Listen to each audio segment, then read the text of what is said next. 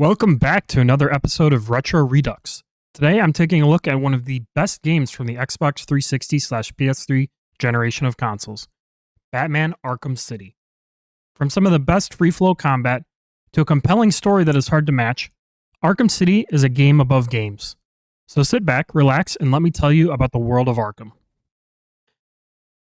Batman Arkham City is the second game in the Arkham franchise and is successor to the highly rated Batman Arkham Asylum. In this new entry, Hugo Strange has taken a part of Gotham, cut it off from the rest of the world, and put all of Gotham's biggest, craziest, and most dangerous criminals inside. Of course, with this being a Batman game, Batman is put inside and uncovers conspiracies that revolve around this. I don't want to say too much more, but know that all of Batman's foes await, and it's truly a joy going head-to-head in a game that makes you really feel like the Batman. You may think the story isn't going to be an all-time classic, with this being just a Batman game. I mean, this isn't a new 100-hour JRPG, but the story is incredible. And in my opinion, one of the best told stories in gaming history, and I mean that. The story is well-rounded, with a satisfying conclusion, open-ended questions, and well-developed characters. Rocksteady is able to give this beloved hero a new story that doesn't feel like a retelling or spin on an already obtuse tale.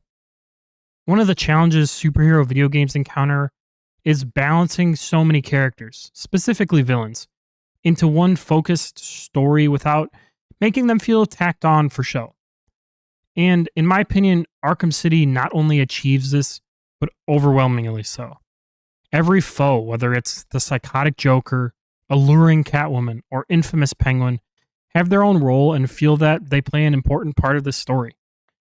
Speaking of the Joker, Mark Hamill's representation of the Joker may be my favorite voice acting performance in any video game ever. Surprise! You fell for the old fake Joker gag, Batman. Batter up!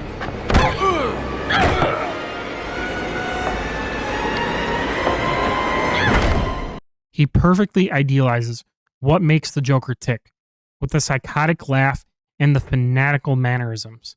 Hamill has figured out what makes the Joker such a compelling villain and brought it to life.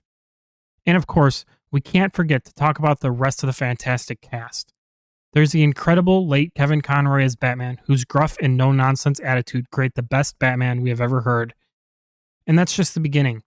Tara Strong, Troy Baker, Nolan North, Corey Burton all do an incredible job of bringing this world to life. And this game wouldn't be nearly as good without their contribution. You! Get out of my way, Quinn. Leave us alone, B-Man! Just leave me with him. I said move! Lower your weapons. Mr. Wayne will not be any trouble. Will you, Mr. Wayne? We should be fair, though. This is a place of justice, after all. Screw justice. Kill her, and they'll all fear us. And of course, Arkham City could have the greatest voice actors in the world, but wouldn't be special without good gameplay to back it up. And let me tell you, Arkham City figured it out. It takes the same beloved free-flow combat and stealth that people fell in love with Arkham Asylum and improves on it. The free-flow combat has Batman go head-to-head with a group of enemies. He uses a combination of punching, kicking, and gadgets while moving, also countering to deliver quick and decisive blows to multiple enemies at once. It's a really fun combat system that's easy to learn but makes you feel powerful. I don't think they could have made a better combat system to make you feel like the Batman. In this entry, they've added some more moves and quality of life changes to make the movement in combat feel more fluid and work better in these larger areas. It's so good that we've honestly seen more games try to copy the formula, but I don't think any have done it as well as Arkham. The other main gameplay aspect is stealth. Stealth works similar to how it did in Arkham Asylum. You typically get a room full of grunts with guns and have to work your way around the room, sneaking up behind them and taking them out with a silent takedown. There are, of course, other ways you can take them out, such as grabbing them from a gargoyle, grabbing them through a window, smashing through a balcony, or grabbing them from under a grate. This style of stealth is fantastic and really well thought out. Each of the many stealth encounters available give ample opportunities for how to take out your enemies. You can tell Rocksteady carefully planned each room to be a puzzle waiting to be solved, and I couldn't get enough of it. I also wanted to touch on some of the other gameplay aspects that I think really contribute to the overall game as a whole, such as city exploration. Arkham Asylum was very condensed and city has been broken open. It's a fairly large city and the gliding and traversal is super enjoyable. The addition of the grapple launcher and more intuitive gliding controls make this city worth exploring. I personally never felt I needed fast travel as I just love storing around as Batman. Another minor gameplay aspect is playing detective.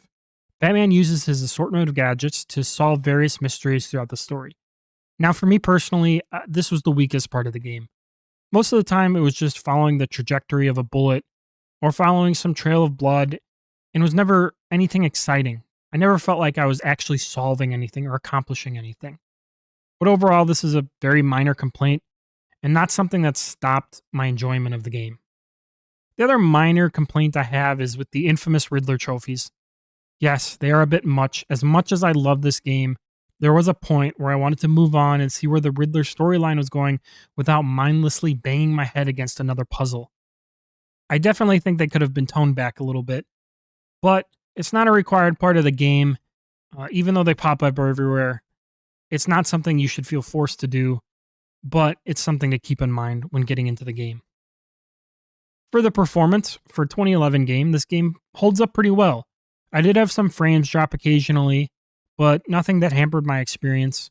I have heard some people have had various issues, especially on the remastered console versions. I personally played on PC and I didn't have any issues. I know some people are having issues, especially running it with DX11.